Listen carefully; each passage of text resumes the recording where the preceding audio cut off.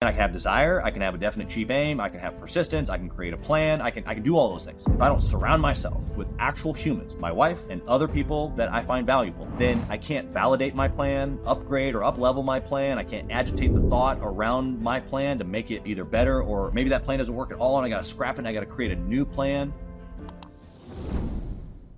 And so what I'm kind of hoping over the course of this conversation is that you and I can talk about what being an entrepreneur has taught you over the last 16 years of your career.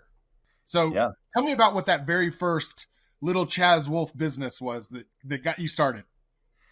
Yeah, well, I don't know if I would first call this one a business, but I did door-to-door candy sales, like every young kid, was trying to sell fundraiser stuff. Growing up in a single mom household, I was part of the financial solution, which was, hey, we got these candy bars, those terrible ones that they'd sell for $1 or whatever. The ones that had no names on them and come in a box.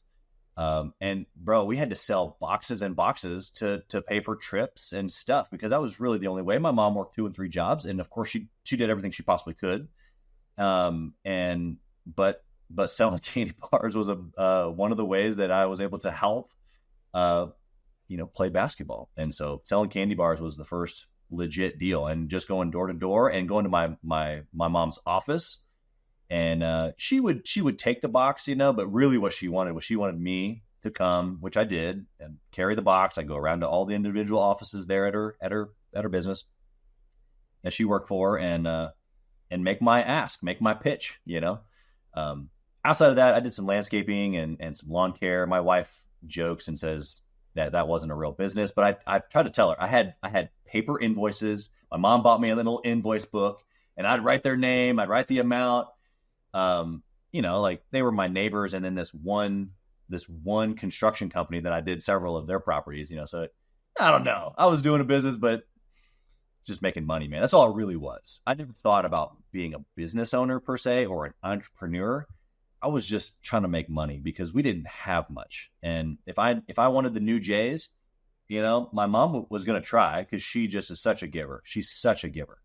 But from like 12 on, if I wanted it, I was pretty much going to have to go get it. And on top of that, I wanted to go get it. I didn't want her to get it for me. I wanted to get whatever it was, the new J's, my car when I turned 16, like all of that. I just took immense pride in being able to, one, take care of myself, because it meant she didn't have to. And then on top of that, there's just an immense sense of accomplishment with drivers like you and I, when we can check the box and there's autonomy in going, you know what, I did that. And not that I need to like pat myself on the back, because I'm really like this whole like being in front of people, being on podcasts and all that like that. This is pretty new for me. I just wanted to freaking win. That's all it really was. Make some money. Shortly after we met, you became a very, very, very, very, very, very successful sales professional for one of the top home service companies in the United States. And by the world's standards, you had made it. You were making a ton of money. You had all the things. You were checking all of the boxes off of that metrics list. Yeah. And it's at that time that you decided to really get serious about pursuing business ownership. Can you talk to me a little bit about what the desire was to leave this corporate, cushy, comfortable, safe environment to strike it off on your own? Yeah, I don't think it was like a decision to leave. I had made a decision even when I got the job that the job was the temporary thing, and so to circle it back, I guess I had some environments that I was in, around 17, 18, 19, even 20, where I had been around some entrepreneurial type thinking. I'd read some books. I had some mentors at the time that just got me thinking about what it was like to have freedom, to do my own thing. And that just fit right in with the autonomy that I was kind of just describing that I desired as a young kid. As a young kid, it was just, I wanted to make money because I didn't have any, but really I wanted to do my own thing. And so it just fueled the fire that was already in me of, wow, maybe it is possible that I can go build something, to have a business, or to create, like I can think about the cash flow quadrant. I read Robert Kiyosaki's book, which I now have shared with many, many people and kids and my kids and all kinds of fun stuff in that way. But getting them to think from the left side of the quadrant to the right, that employee, self-employed, over to investor business system. And that's really what it was. I was an employee there, yes, making, top 1% money. I mean, I could have done anything. um, and even at that time, I wasn't. I still lived very humbly, and I, it's kind of funny when someone says they do something humbly. It's like, well, just the fact that I brought it up probably isn't very humble. But what if you'll just hear me, what I'm trying to say is that during that time, I wasn't living like I was making that type of money. I was stashing it away. I was saving it. I was investing in businesses. I was investing in real estate, and that was really almost all of my 20s. And I did both for a very, very long time. I held even on to the job after I had been investing in businesses and real estate much longer than I even had to. And I never saw it as that was the thing, and I left the thing to be a business owner. I always knew I wanted to create a business system and have investments, again, going to that right of the line of the quadrant. And the job was just fuel. And if I could be in sales or sales leadership that could facilitate more of that active income, great. I was just dumping it to the left side of the quadrant into the systems that I was building with my franchises at that time and other businesses since. And our real estate. And so that one day when I wanted to not have to do that anymore, I didn't have to, which obviously gives real freedom. Yeah. When you were going through that process early on, evaluating businesses to purchase, what were you learning? What were the things that you were looking for in that business venture? Yeah, good question. I looked at a lot of things, and I'm the type of guy who doesn't necessarily need to do a specific type of business. I looked at a lot of widgets, right? A lot of service, a lot of products. And to me, business is business. Now, not everybody thinks like that. And I don't know if one way is necessarily better than the other. I'm just giving you my experience. I have met many of entrepreneurs who are like, yeah, I really couldn't see myself doing that. And I guess I've always been building the system. I've never been doing that thing, whatever that thing was. Now, granted, when I bought my first business, it ended up being an edible arrangements franchise, but I had looked at other franchises. I had looked at furniture. I looked at moving service company. I mean, I looked at a lot of stuff. I almost purchased a 2-location dry cleaners. I mean, it was all over the map from like what type of business. Really what I was looking for was something that I could buy that would either allow me to keep the job, that I could facilitate a system and not have to be in, or something that I could purchase and then scale, where I would leave my job and then scale big enough to where, again, I would be back to working on the business. And I don't know where that came from necessarily, other than those early freedom components that kind of just shared. And then on top of that, that's just how my brain works. My brain works in systems. And so it never made sense that I was there making the baskets, although I did. I've made every single basket that we've got. I've dipped the strawberries. I've cleaned the toilets. Like, there's not one task that I would ever ask an employee to do that I haven't done myself. But I'd never identified myself as like, I couldn't imagine myself making fruit baskets, or I couldn't identify myself, putting a roof on a shingle or a shingle on a roof. You know what I mean? Like, to me, it was, is this the right type of vehicle? Is this the right type of business? And so for me, I ended up deciding on edible arrangements because I felt like that business fit my sales and marketing background, where although, yeah, I would need to make some baskets and learn kind of how to do the innards of the business, but really my sales and marketing, where I could call local businesses, I could drum up accounts, I could expand the business with my already developed communication skills, really, but leadership and sales skills, and that just fit what I knew how to do, and I could grow the business. So I felt comfortable, leaving the job at that point to go all in. You talk about that period, and at this point, we're a decade, almost 2 decades past that. But I remember being in a room with some of our mutual friends right when you were in the process of signing the contract for your first edible arrangements, and someone made the comment that, Chaz, why do you want to be known as the fruit guy? And till my dying day, Chaz, I will remember your response. You looked him square in the eye and you said, I'm not going to be known as the fruit guy. I'm going to be known as the guy who learned how to develop a business system and blew the roof off of this thing. And you did that. I'm glad you remember that, because I do. I mean, I can tell you what room we were in whose house and who's, like, all of it. It's an indelible memory for me, for sure. That's awesome. I mean, it's everything we just talked about, right? Like that ride of the line quadrant. So for the listener, grab Robert Kiyosaki's cash flow quadrant, but that ride of the line system, everything I had learned or had developed over a course of probably 3 or 4 years, we were kind of part of the same, business training system there for a couple of years. And really what it was is me reading a bunch of books. It's really what it was. And some people that were speaking into my life, but really I read probably close to 200 books in 3 years. It was a lot. But again, my personality is one where I like absorb knowledge, and I'll read and I'll listen and I'll read and I'll listen.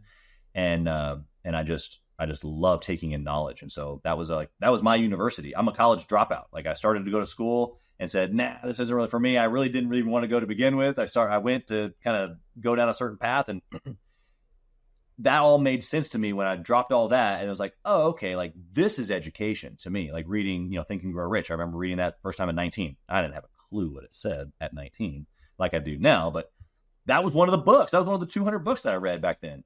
So that for me, when that moment that you just described was just probably a culmination of regurgitation, really. What do you mean a 19-year-old doesn't understand transmutation and sexual energy? Like, yeah. Oh, I believe that's chapter 11, and it's a good one. It's a good one. It's a good one. Speaking about that learning, you have this great story that I love to tell people, and I'm hoping that you'll share it with us. But college dropout, in corporate sales, you taught yourself how to read financial documents so you could evaluate businesses before you purchase them. Tell us the story on how you learned how to read P&Ls and all that stuff.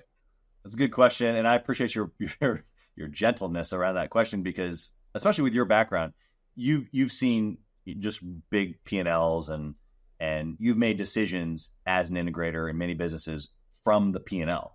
And so you get the importance of it. Is really kind of the irony of all this. But you're right. I'm 24 at the time. I'm looking at businesses, and we had looked at a lot of businesses. In fact, we were about to buy that 2-location dry cleaners, and I asked the business broker. He was such a great guy.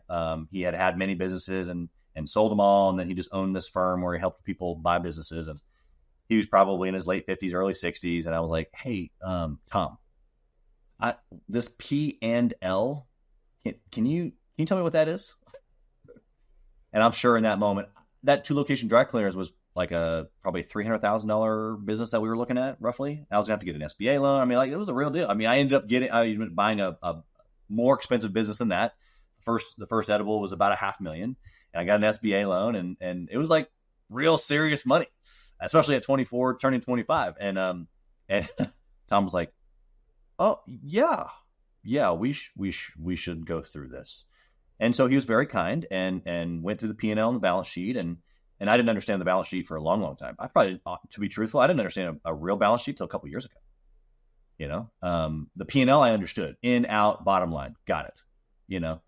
But I didn't understand that then. And I'm looking at businesses. I had no idea really how to run a business, except for I knew that I would figure it out. I just had immense belief in myself that whatever it was, I was going to figure it out along the way. Yeah, the takeaway for the listener on this story that I love so much is, most people get their pride all caught up in their decision making and don't want to admit what they do and do not know. Right. The fact that you were humble enough to ask someone who is a little bit farther down the road than you for help, for education, it speaks to the character that you have. So I appreciate that. I think that it's freedom. It doesn't mean that I'm not the typical guy, the typical man who doesn't ask for directions. I really don't. I don't. My wife, if she was here, she'd be like, "Yeah, that's right. Just pull over and ask." No. Let me figure this out. I want to navigate. But that was one of those moments where I was like, I should probably know what this is. And in the quiet of our little meeting, I was able to learn without, too much shame. But that same principle, though, of asking for help, I haven't actually always held on to that well.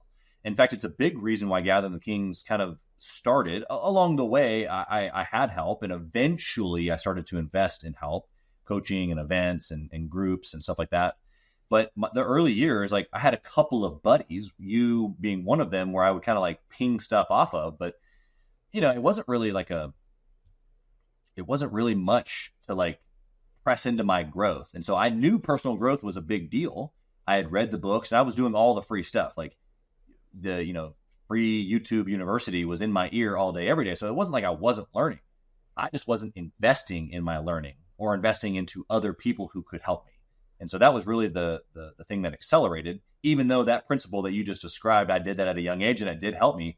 I didn't always go right to that, especially when it cost me money. That's probably the difference. In that moment, it didn't cost me any money to ask Tom. But later in life, when it cost me money to go to an event or ask someone for a lunch, like a particular lunch, like, hey, let me pay for your time, or like a coach or anything like that. Anytime it had a dollar amount attached to it, I just either thought like I could do it better myself, or that I could find it free online. And a lot of that stuff can be found, especially knowledge piece. It can be found free. They're getting good stuff right now, I think, from a free podcast.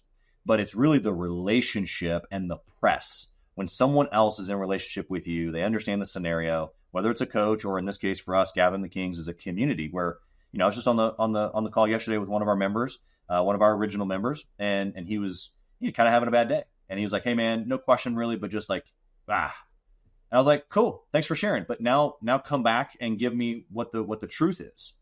And that's what pressing is. That's what relationship is, whether it's a coach or whether you're just running with people, kind of like we say we do in Gathering the Kings. You need help, and you need to pay for that help because it's got to cost you something in order for you to get something out of it. Very much like the scenario that you just gave with Tom. So I know I just did like a whole rabbit trail on that, Jake, but I really felt like it held me back for a long, long time, honestly. I wish I had paid for those types of moments like I had with Tom, even though I didn't have to pay for that moment.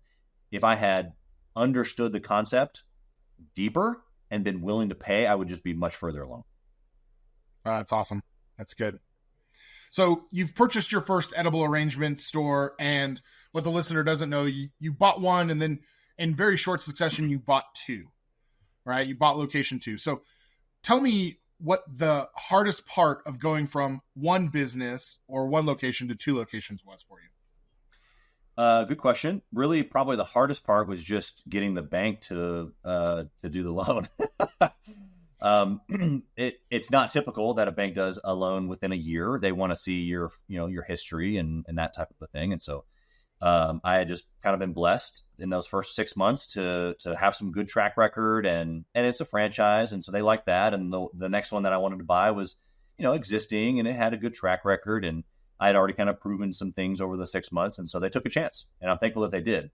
It really honestly wasn't until the third location, which was just 12 months later. So I bought first one in April of 12, second one in November of 12. A year later was number 3.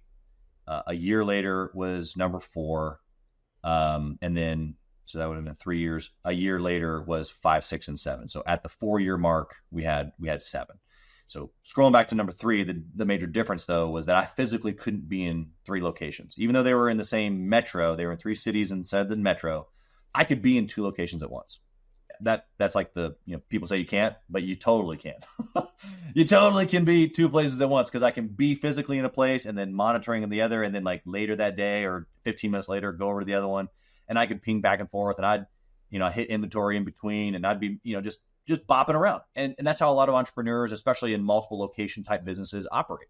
They got 2, 3 places and they kind of just bop around, But that was still very much me being in the business. And so that was the first little taste that I had to work on the business, because I couldn't be in 3 places at once. I had to be more systematic than I had been. I had to be more prone to building good people on the team and leaders to do the actual functions of each location, because I literally couldn't cover.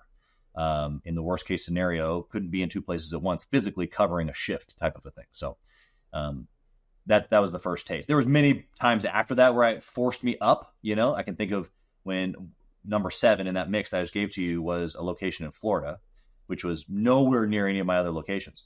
And so a lot of people ask me, why did you do that? First off, I answered, it was Florida. Why wouldn't you? Right there next to the beach. Why wouldn't you?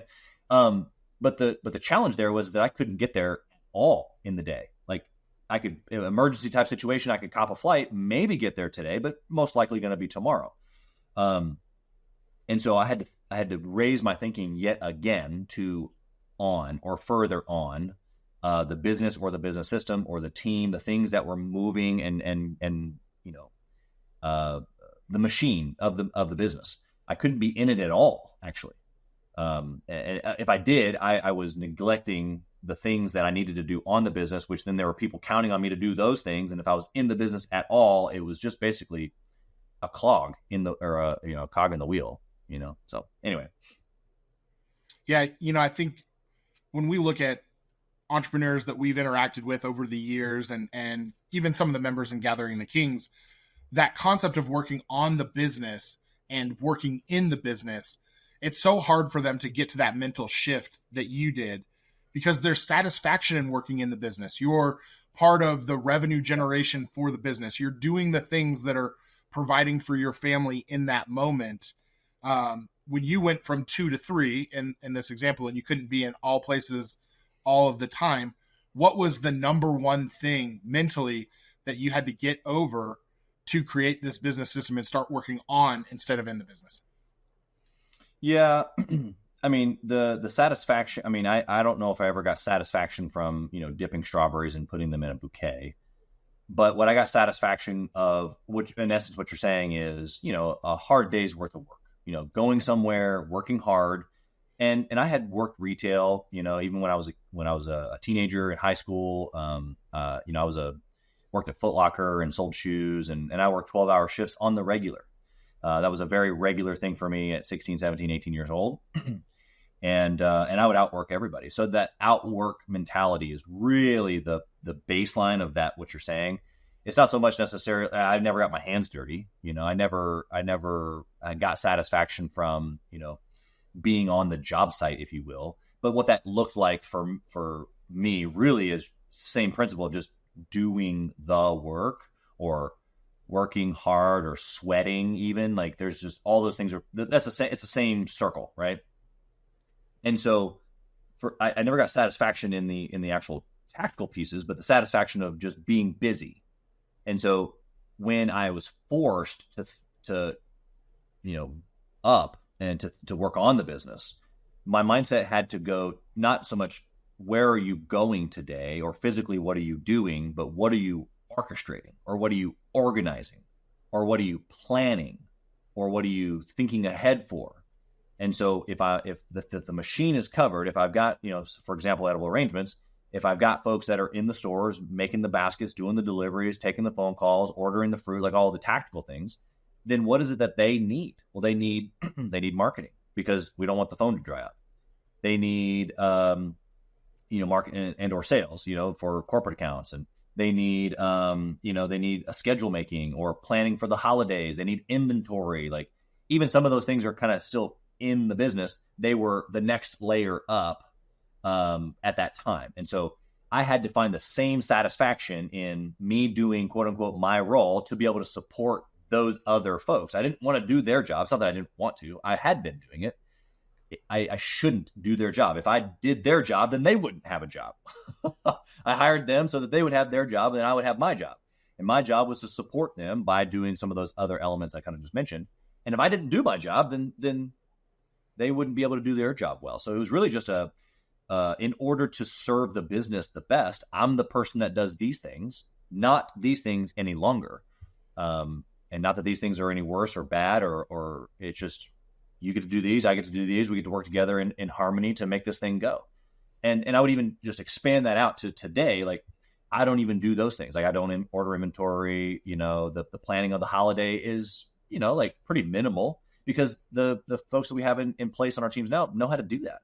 And again, every little step along the way, I'm thinking of a couple of our managers that have been with us for a long time. And it's like, hey, so I'm going to do this and I'm going to bring you into it. I want you to watch me. And then next holiday, I want you to do it. And I'm still going to be right here with you. Don't worry. And then eventually, like, they don't need me. In fact, I'm just in the way. Yeah. And so hopefully that answers the question in kind of a full, like multiple, different examples there. Yeah. Let's fast forward a little bit and get out of just the edible arrangements franchise system that you were in, right? Since being a part of edible arrangements and learning the things that you've learned, you've owned short-term rental properties. You started a construction business in 2023 and grew it from $0 to $1 million in the first 7 months of that business, which is wild. We can talk about that in a later podcast. But you've built sales teams for some of the biggest names in the business influencer space. You have a multitude of other business industries that you now have in your portfolio and in your background. When you look at business as a whole, what is the thing that you've learned repeatedly over the last 16 years? It just keeps coming up regardless of the industry that you're in. Yeah. Well, the first thing that comes to my mind is the four elements of any business: marketing, sales, operations, and finance. And there's subsets to that. I'm sure someone has a 7-step, category or whatever, but pretty much everything can be broken down to those four. You need leads, or you need people interested in your product. You need to have a way to sell them, a predictable way that takes them through a process of a decision. And then you need to help them get the thing that you said that you were going to give to them. And you got to be able to not just take the money, but you got to count the money and organize the money in a way that you don't lose it or go bankrupt. And so I would say that comes up often, and not many people know that. It's not like I learned that. Again, I didn't take any finance classes in college. I didn't take any admin classes or management classes. I didn't do any of that. And so a lot of that came from either books and or leadership, and then also just running the businesses. And then now talking to thousands of other business owners, it's all the same.